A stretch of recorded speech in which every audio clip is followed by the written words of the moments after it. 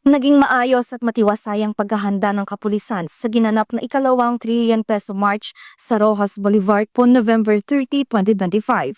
Madaling araw pa lamang ay nakaantabay na ang mga pulis upang tiyakin ang kaayusan bago pa man magsimula ang aktibidad. Sa Luneta Park na nagsilbing assembly area ng mga rallyista, mahinahon, ngunit matatag ang pagbabantay ng kapulisan. Umabot sa mahigit 15,000 pulis ang dineploy sa lahat ng protest area dito sa Metro Manila, kabilang ang Rojas Boulevard kung saan nandirito rin ang mga pangunahing tagapagbantay ng seguridad.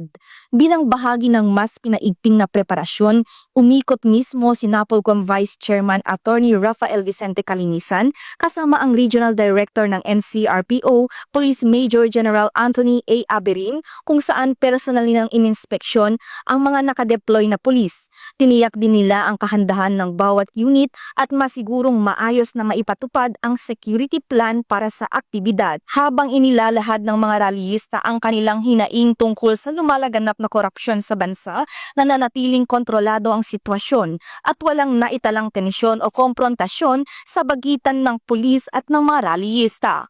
Naging matiwasay ang aktibidad sa kahabaan ng Rojas Boulevard dahil sa masusing paghahanda, koordinadong seguridad mula sa PNP at pagrespeto sa karapatan ng publiko na magpahayag habang pinapangalagaan ang seguridad at kapayapaan ng komunidad. Mahalaga ring bigyan diin na hindi kalaban ang mga pulis at hindi rin sila protektor ng anumang korupsyon.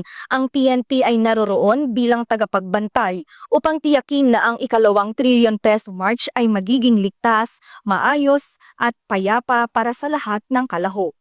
Mula dito sa US Embassy, ako ang inyong PNN correspondent, Patrolwoman Reyna Joyce M. Dalire, alagad ng batas, tagataguyod ng Balitang Pulis.